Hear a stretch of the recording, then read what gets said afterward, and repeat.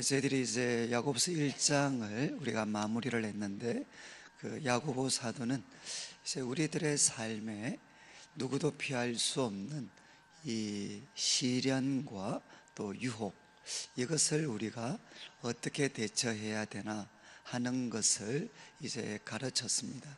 그런 다음에 이제 이 시련과 유혹을 넘어서서 우리가 어떻게 하면 항상 그 참된 경건을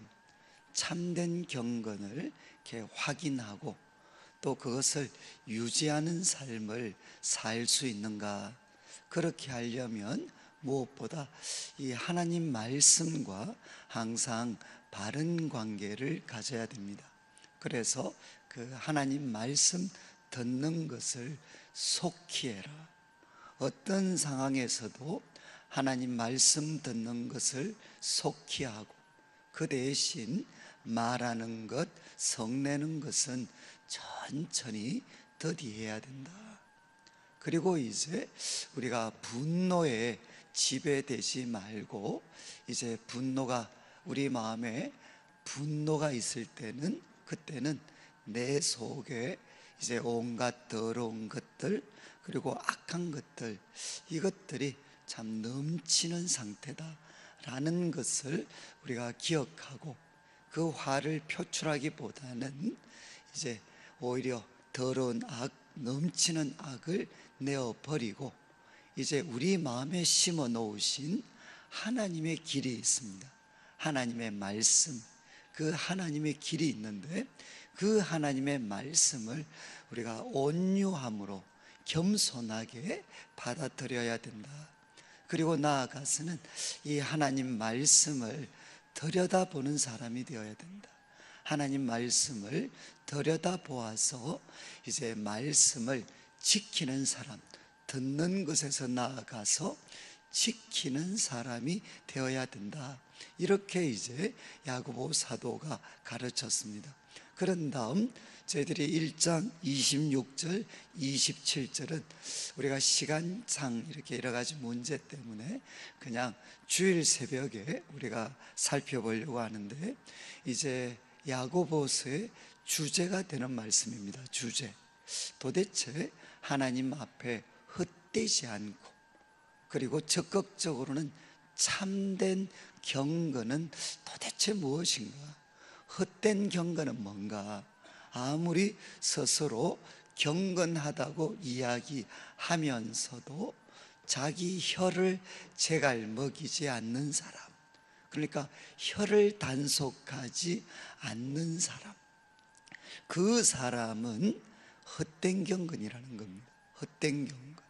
그리고 적극적으로는 이제 하나님 아버지 앞에서 정결하고 더러움이 없는 경건은 고아와 과부를 그 환난 중에 돌보는 것이다.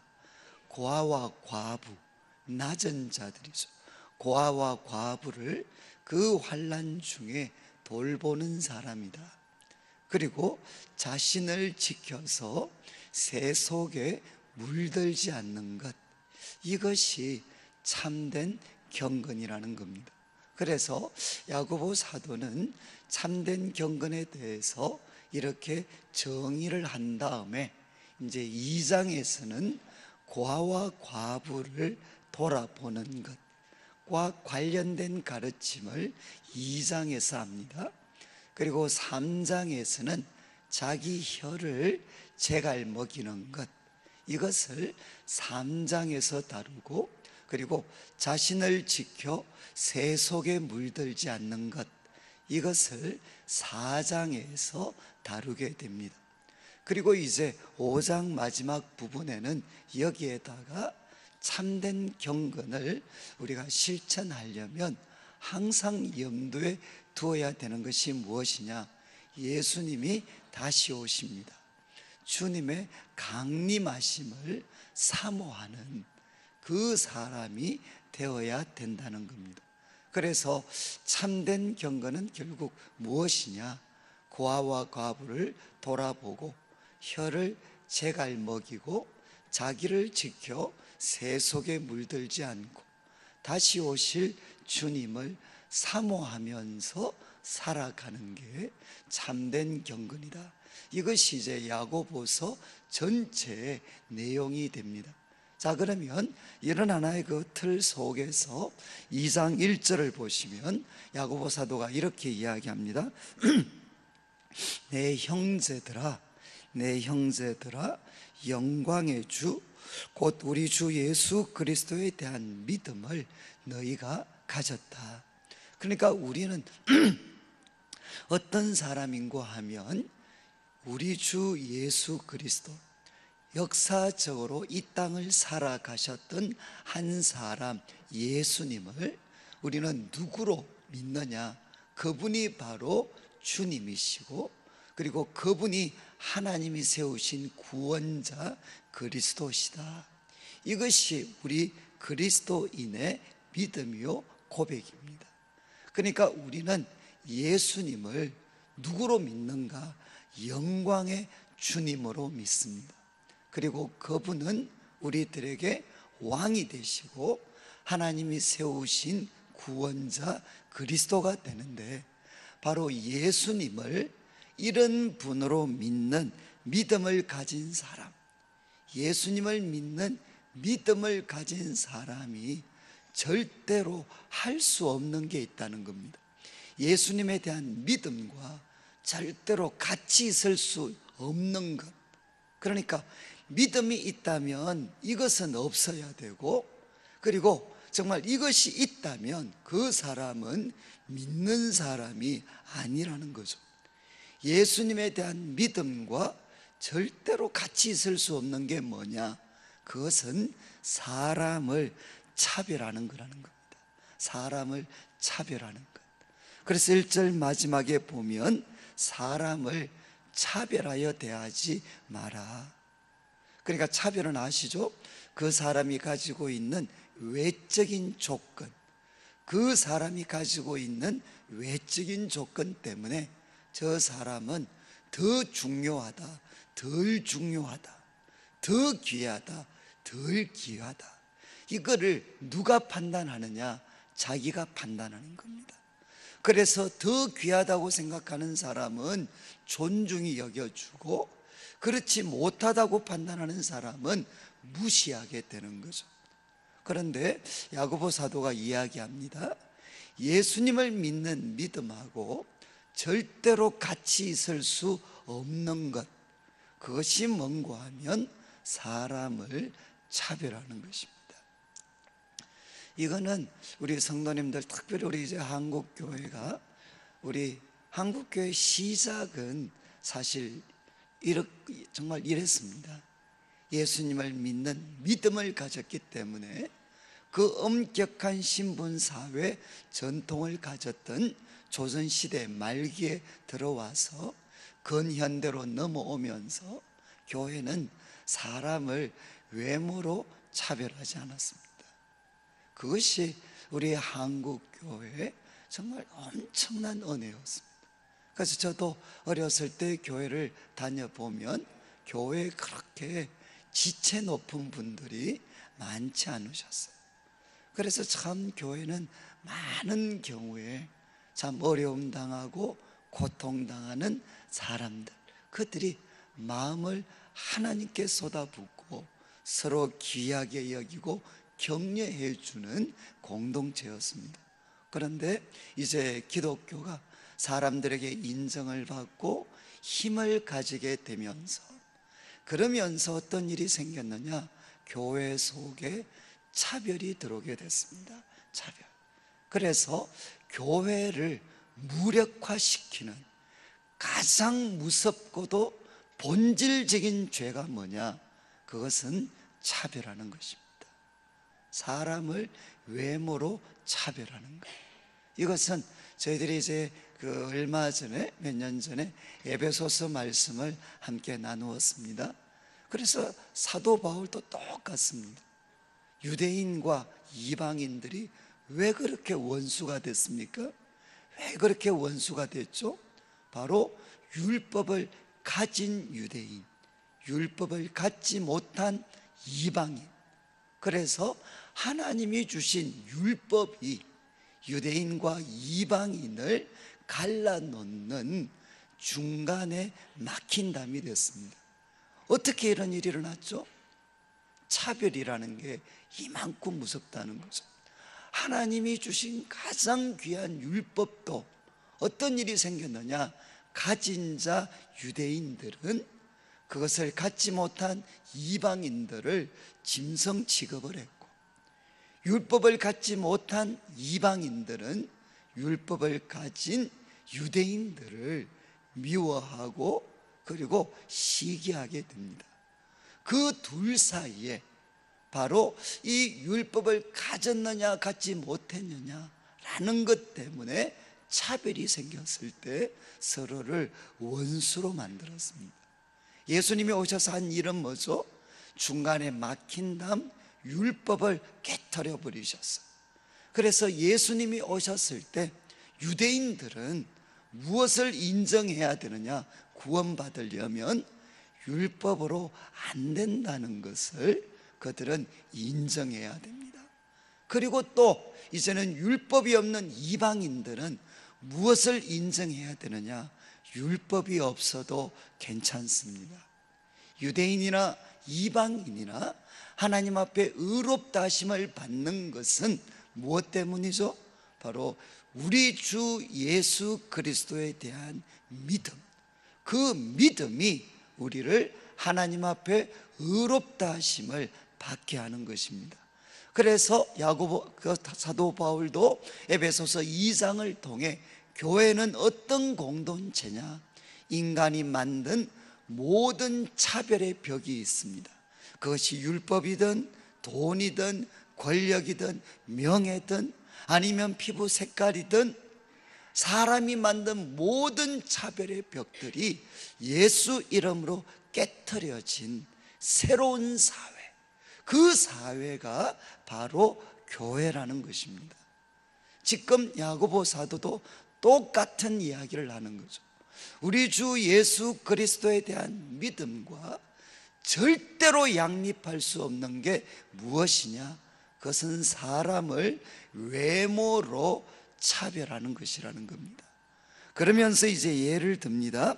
2절 말씀에 보면 만일 너희 회당에 금가락지를 끼고 아름다운 옷을 입은 사람이 들어옵니다. 그러니까 금가락지, 아름다운 옷이라는 것은 그 사람의 신분이죠. 신분. 그 사람의 신분이 아주 높고 그리고 거기에 부라는 것도 가지고 있습니다. 그러니까 이런 사람이 한 사람 들어오고 또 한 사람은 남루한 옷을 입은 가난한 사람이 들어옵니다. 들어오는데 이렇게 두 분이 들어오는데 3절 말씀, 너희가, 아마 이제 이거는 실제 상황이었던 것 같아요. 야고보 사도가 꾸며낸 이야기가 아니고 아마 초대교회 공동체에서 실제적으로 일어났던 일인 것 같습니다. 그래서 아마 이렇게 두 사람이 들어올 때 안내를 서시는 분이 3절 말씀에 너희가 아름다운 옷을 입은 자를 눈여겨보고 아마 이제 안내나 또 서시는 분들이 참 아름다운 옷을 입은 사람이 들어오니까 그 사람을 눈여겨봤다는 겁니다. 특별한 관심을 가져줬다는 거죠. 특별한 관심을 가지고 뭐라고 이야기했느냐? 여기 좋은 자리에 앉으소서. 그러니까 그 당시 회당에도 상석이 있었습니다. 상석.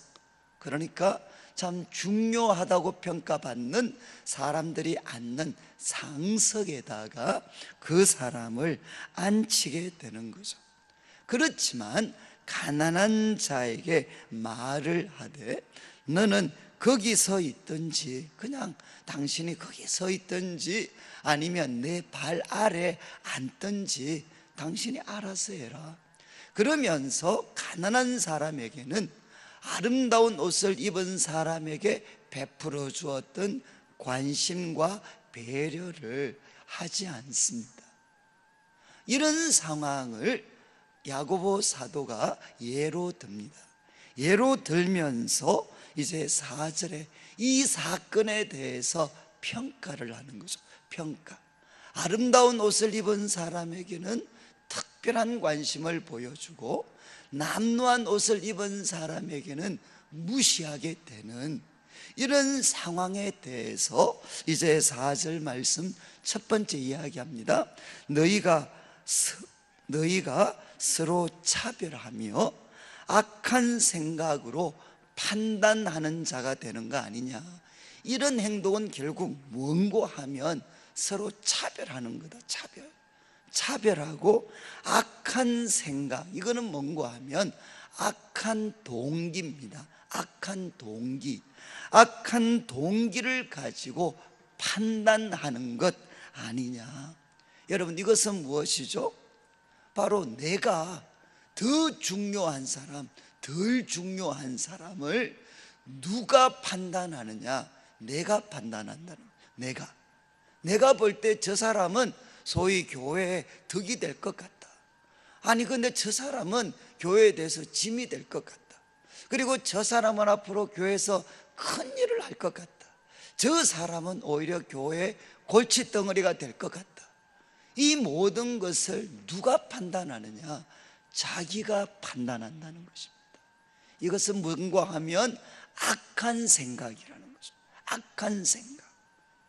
그러면서 이제 이것이 악한 생각이다. 왜? 무엇을 근거로 그렇게 이야기할 수 있느냐? 이제 5절 말씀, 왜 이것이 차별하는 것이 그렇게 악한 것인가 하는 것을 5절부터 설명을 합니다. 5절 말씀, 내 사랑하는 형제들아 들을지어다. 내 사랑하는 형제들아 잘 들으라. 그러면서 누구 이야기를 하는가 하면 하나님에 대한 이야기를 합니다.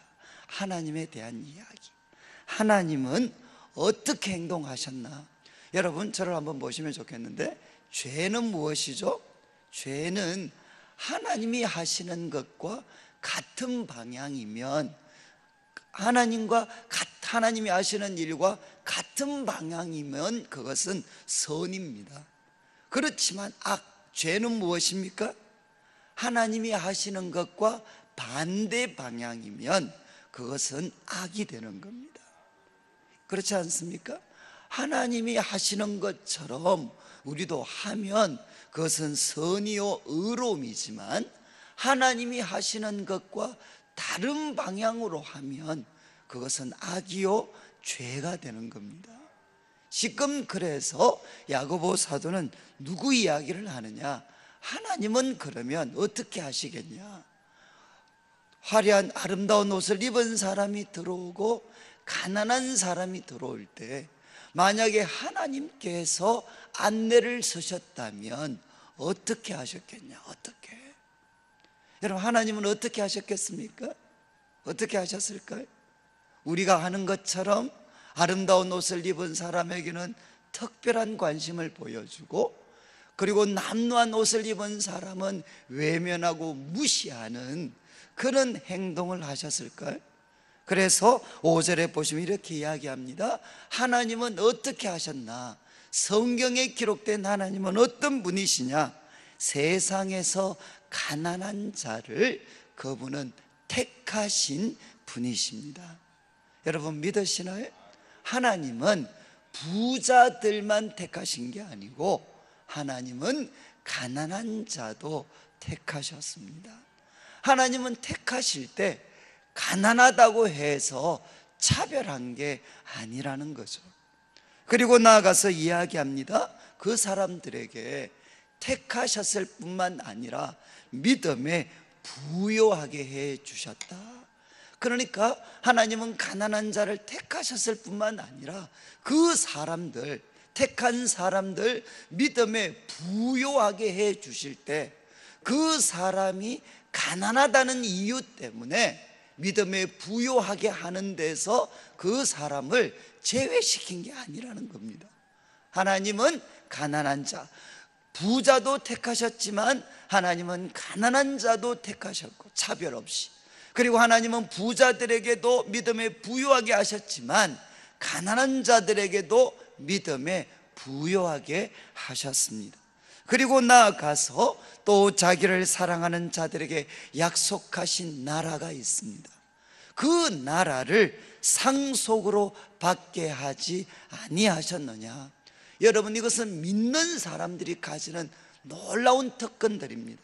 하나님이 택하시고 그들에게 믿음에 부요하게 해주시고, 그리고 하나님이 준비하신 그 나라, 하나님의 나라를 상속으로 주십니다. 이 놀라운 은혜를 가난하다고 해서 제외시킨 것이 아니라는 것입니다. 하나님은 가난한 자도 차별 없이 택하시고, 그리고 차별 없이 그들에게 믿음에 부요하게 하시고, 그리고 차별 없이 하나님의 나라를 그들에게 차별 없이 주셨다는 거죠. 하나님은 차별하지 않으셨다는 겁니다. 그래서 이야기를 합니다. 왜 차별하는 것이 잘못인가? 첫 번째는 하나님이 행하시는 것과 반대가 되는 방향이기 때문입니다. 하나님은 아마 이것은 다 경험하셨잖아요.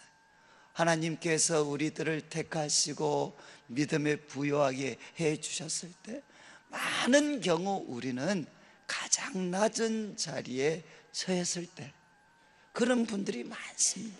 우리 한국 사회가 하나님 앞에 부르심을 받았을 때, 그때도 가장 세상에서 힘이 없고 미약하고 보잘것없을 때, 그때 하나님은 우리를 차별 없이 택해 주시고 믿음에 부요하게 해 주셨어요. 그런데 이런 하나님을 믿는 사람, 이런 사랑을 우리에게 보여주신 예수님을 믿는 너희들이 사람을 외모로 차별할 수 있느냐는 거죠. 그리고 두 번째는 6절 말씀, 이제 너희는 도리어 가난한 자를 억압하는구나, 업신여겼구나. 부자는 너희를 억압하여 법정으로 끌고 가지 아니하느냐. 그들은 너희에게 대하여 일컫는 바 그 아름다운 이름을 비방하지 아니하느냐. 여러분, 이거는 뭐겠습니까? 자연적인 정서도 맞지 않다는 거죠. 여러분, 원래 자연적인 정서는 잘해주고 우리를 높여주는 사람들은 귀하게 생각하고, 우리를 힘들게 하고 무시하는 사람에 대해서는 우리도 좀 나쁘게 대하는 게, 그게 인지상정입니다. 그런데 지금 부자들은 많은 경우 어떻게 하느냐? 그들이 가지고 있는 그 힘을 가지고 사람들을 억압을 합니다. 그리고 성도라는 이 아름다운 이름을 소위 우습게 여기는 사람들은 누구냐? 세상에서 많은 경우에 성공한 사람들입니다. 여러분, 그들은 너희를 억압하고 너희를 무시하는데, 그런 사람들한테 그렇게 특별한 관심 나타내는 것, 다른 말로 하면 너희는 자존심도 없냐, 바로 이런 뜻이죠. 자존심도 없냐. 그래서 야고보 사도는 이야기합니다. 사람을 외모로 차별하는 게 왜 잘못되었느냐? 하나님이 하시는 것과 그것은 반대가 되는 일이고, 그리고 두 번째는 자연적인 정서에도 맞지 않습니다. 그런 다음 이제 세 번째, 이렇게 이야기를 합니다. 8절 말씀 잘 한번 보십시오. 8절 말씀, 너희가 만일 성경에 기록된 대로, 너희가 만일 성경에 기록된 대로 내 이웃 사랑하기를 내 몸과 같이 해라 하신 말씀, 하신 최고의 법을 지키면 잘하는 것이지만, 9절, 만일 너희가 사람을 차별하여 대하면 죄를 짓는 것이다. 율법이 너희를 범법자로 정죄하리라. 여러분, 8절 9절 말씀에서 야고보가 이야기하는 게 무엇입니까? 사람을 외모로 취하는 것은 한마디로 뭐라는 거죠? 그것은 죄를 짓는 거다. 그리고 그것은 범법자가 되는 것이다. 범법자. 무슨 법을 깨뜨렸다는 겁니까? 사람을 외모로 차별하는 것은 하나님이 주신 최고의 법, 내 이웃을 내 몸과 같이 사랑해라 라는 이 말씀을 깨트린 죄요 범법이라는 것입니다. 범법. 여러분 이거 한번 생각해 보셨나요? 저를 한번 보시면 좋겠는데, 사람을 외모로 차별하는 게 내 이웃을 내 몸과 같이 사랑해라, 이 법을 깨트리는 악이다, 죄다. 이것에 대해서 한번 심각하게 생각을 해보셨습니까? 저는 야고보서를 공부할 때 제일 어려웠던 부분 하나가 바로 여기였어요. 아니, 사람을 외모로 차별하는 거하고 내 이웃을 사랑하는 거, 그거를 내가 차별한다고 해서 이거 깨트리는 건가? 나 정말 사람들 사랑하는데, 나 정말 사랑하고 귀하게 여기는 사람들 많은데 차별하는 게 최고의 법, 이웃을 사랑하라는 이거를 깨트리는 무서운 죄다. 여러분 이것에 대해서 좀 이렇게 이해가 되십니까? 이거를 설명하기 위해서 이제 10절부터 보시면 예를 듭니다. 누구든지, 이게 무슨 말인가 하면, 누구든지 온 율법을 지키다가 그 하나를 범하면 모두 범한 자가 됩니다. 여러분 이건 이해가 되시나요? 우리가 법이 있습니다. 그런데 그 법 중에 하나를 깨트리면 우리는 죄인이 되는 겁니다. 모두 범한 자가 되는 겁니다. 그러면서 이제 11절, 간음하지 말라 하신 이가 살인하지 말라 하셨기 때문에 내가 비록 간음하지 아니하여도 살인하면 율법을 범한 자가 된다는 것입니다. 여러분 이거는 뭐죠? 하나님의 법을 지킨다는 게 뭔가, 그리고 하나님의 법을 깨트린다는 게 뭔가. 하나님의 법을 지키는 것은 그 중에 하나를 지키는 게 아니고 전부를 지키는 것입니다. 전부를 지키는 것. 그런 뜻에서 율법을 범한다, 죄인이 된다는 것은 뭔가 하면 그 율법 모두를 범하는 게 아니라 그 율법 중에 하나를 범하면 우리는 전체를 범한 자가 된다는 거죠. 이거는 뭐 가장 생생한 게, 여러분 만약에 우리가 우리가 이제 운전하다가 우리가 위반을 합니다. 위반. 그래서 신호 좀 급해서 신호 위반을 하다가 이제 우리 경찰한테 이제 붙잡혔어요. 그러면 거의 하시는 말씀이 뭐죠? 아저씨, 내가 운전 경력 20년인데 한 번도 내가 안 어겼습니다. 한 번도 신호 어긴 적 없는데 내가 오늘 너무 급해가지고 한 번 했습니다. 20년 동안 딴 거 다 지키다가 오늘 한 번 했습니다. 그러니까 용서해 주십시오. 여러분 20년 동안 한 번도 안 범했다는 게 그 한 번 범한 잘못을 덮어줄 수 있나요? 그렇지 않습니다. 바로 우리가 그 한 번을 범하게 되면 우리는 범법하는 게 되는 것이죠. 마찬가지로 여러분, 어떤 사람이 나는 살인해놓고 자기는 죄인이 아니라는 거죠. 왜? 나는 간음하지 않았습니다. 나 도둑질하지 않았습니다. 내가 했는 거는 하나님의 그 많은 법들 중에 요거 하나 내가 범했습니다. 그러니까 내가 지킨 것이 훨씬 더 많으니까, 내가 지킨 게 훨씬 더 많으니까 이 하나 범한 거 그게 뭐가 문제가 됩니까? 그게 무슨 죄인입니까? 라고 이야기한다면 그 사람은 제정신이 아니죠. 여러분, 하나님의 법을 지킨다는 것은 전체를 지키는 것입니다. 그리고 율법을 범한다는 것은 뭔가 하면 그것 중에 하나를 범하면 바로 범법자가 되는 것입니다. 여러분, 이것이 이웃을 사랑해라, 그리고 사람을 차별하지 마라, 사람을 차별하는 것과 무슨 하나의 연관성이 있겠습니까? 야고보가 하는 말씀은 이겁니다.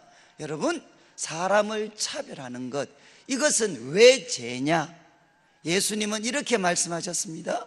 내 이웃을 사랑해라, 이렇게 말씀했지 내 이웃 중에 부자를 사랑해라 이렇게 말씀하지 않으셨다는 겁니다. 이해하시겠습니까? 이웃은 전체적인 개념입니다. 그 이웃 속에는 부자도 있고 가난한 사람도 있고 나하고 코드가 맞는 사람도 있고 그렇지 못한 사람도 있고, 그리고 내가 좀 불편한 성격을 가진 사람도 있고 나하고는 정말 너무 딱 맞는 사람도 있고, 그 이웃 속에는 모두가 다 섞여져 있다는 거죠. 그 섞여져 있는 이웃을 우리가 사랑할 때 그것이 하나님의 법을 지키는 것인데, 우리는 어떻게 합니까? 사람을 외모로 차별한다는 것은 이웃 중에 나하고 코드가 맞는 사람은 사랑하고 내 이웃 중에 나하고 코드가 맞지 않는 사람은 미워하는, 그러니까 하나님의 법의 전체성을 깨트리는 것이기 때문에 이것은 명백한 잘못이라는 것입니다. 사랑하는 성도님들, 그래서 이제 야고보 사도는 이야기합니다. 예수님을 믿는 믿음과 절대로 같이 갈 수 없는 게 뭐냐? 그것은 사람을 차별하는 거다. 이것은 예수님을 믿는 공동체를 근본적으로 망가뜨리는 가장 무서운 죄가 사람을 외모로 차별하는 것이라는 겁니다. 그러면서 이제 22절 말씀, 그러니까 너희는 자유의 율법대로 이웃을 사랑해라. 이 말씀이 예수 그리스도 십자가의 죽으심과 성령의 도우심을 통해서 이것은 이제 더 이상 우리를 억압시키는 율법이 아니라 자유의 율법이 되었습니다. 예수 그리스도의 그 구속 사역과 성령의 도우심을 의지하여서 이제 자유의 율법을 대하는 너희는 이 법을 따라서 우리가 심판받을 것처럼 말도 하고 행하기도 하는데, 13절을 보십시오.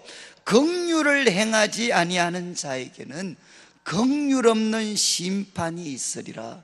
긍휼은 심판을 이기고 자랑하느니라. 여러분, 차별과 반대되는 말이 뭐죠? 바로 긍휼이라는 것입니다. 긍휼. 여러분, 우리는 그분이 부자든 가난한 자든 우리는 내 이웃을 사랑하라는 하나님의 법을 받은 사람들이기 때문에 그분들을 차별 없이 사랑하고, 그리고 그분들을 긍휼히 여겨야 된다는 것입니다. 저는 이제 앞으로 이것은 우리 내일 교회가 가장 사실은 이렇게 염두에 두셔야 됩니다. 여러분, 교회를 근본적으로 붕괴시키는 것, 그것은 차별입니다. 차별. 어떻게 하면, 그러니까 우리 한국 교회는, 여러분 이런 말들, 우리 교회도 지금 얼마 남지 않았어요.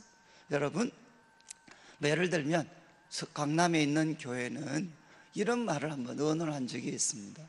야, 지금 우리 교회 좀 가난한 분들이 오는데 이분들은 지금 강남에 있는 다른 성도들과 이게 섞이질 않는다.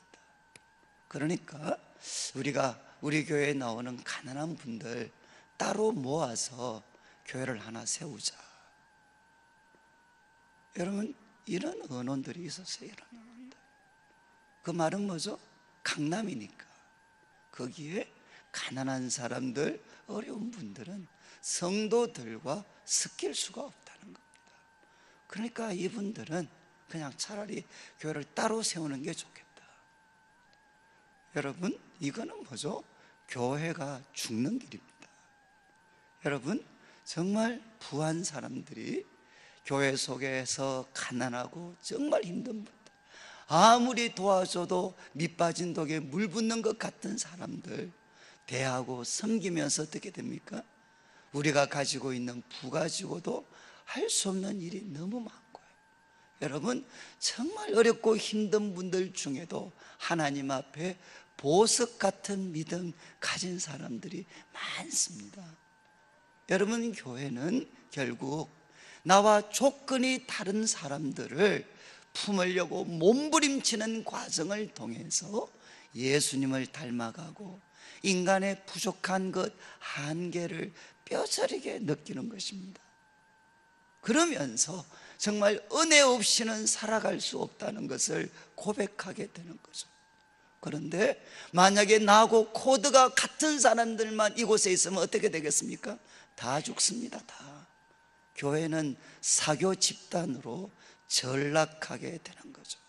그러니까 때로는 교회 속에 우리가 너무나도 감당하기 힘든 사람들이 올 때, 그분들은 사실은 하나님은 교회 체질을 바꾸어 놓고 다시금 우리들의 교만한 마음을 낮추시면서 하나님의 은혜가 교회 속에 부어질 수 있는 또 한 번의 기회를 우리들에게 주시는 것과 똑같습니다. 그러니까 우리가 정말 가난하고 여러 가지 조건이 어려운 분들을 섬기다 보면 그거는 우리 인간의 한계를 넘어서는 겁니다. 아시죠? 우리가 웬만하면 돈이나 조금 좋은 성격 가지면 웬만한 사람들은 다 사랑하고 섬길 수 있잖아. 그러나 어렵고 정말 힘든 여건에 있는 사람들 대보면 아무리 우리가 그분들을 위해서 모든 시간, 물질 투자해주고 우리들의 몸을 불사르는 데 던지는 것처럼 헌신해줘도 그분들 까딱하지 않아요. 바뀌지 않습니다. 거기에서 무엇을 깨닫게 되느냐?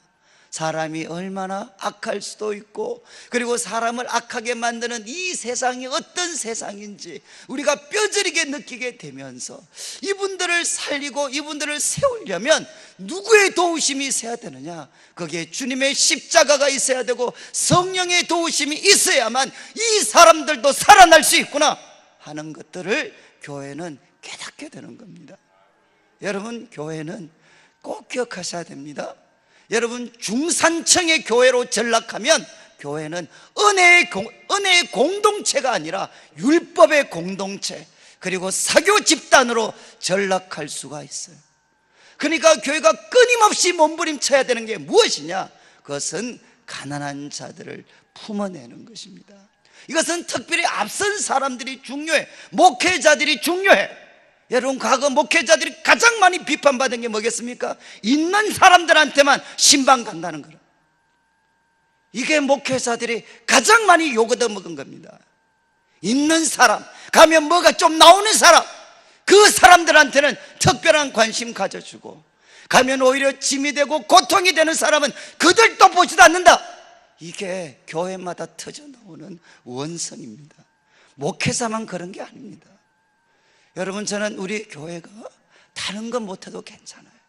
그러나 하나님께서 정말 은혜를 허락해 주셔서 예수 그리스도를 믿는 믿음을 가진 사람들만이 할 수 있는 하나님의 은혜로, 예수 그리스도의 이름으로, 성령의 도우심으로 차별을 깨트릴 수 있는 하나님의 새로운 사회, 그 교회의 본질을 지켜갈 수만 있다면 저는 우리 교회가 이 어두운 시대에 밝은 빛이 되고 세상이 길러내는 사람이 아니라 하나님이 길러내는 지도자가 우리 교회에서 나올 수 있다고 믿습니다. 저는 이제 오늘 이 말씀 기억하셔서 앞으로 하나님, 혹시라도 그래서 나와 전혀 다른 사람, 나와 가장 껄끄러운 사람들을 품어내고, 그리고 또 그 사람들과 좀 이렇게 잘하려고 우리는 끊임없이 몸부림을 쳐야 됩니다. 저는 우리 교회가 차별이 깨트려지고 그 자리에 긍휼이 자리 잡는, 그래서 하나님께서 예수님을 통해서 세우시고 꿈꾸셨던 인간이 만든 모든 차별의 벽들이 깨트려지고 정말 서로를 긍휼과 사랑으로 섬길 수 있는 귀한 교회로, 귀한 성도님으로 세워지시기를 주님의 이름으로 축복합니다.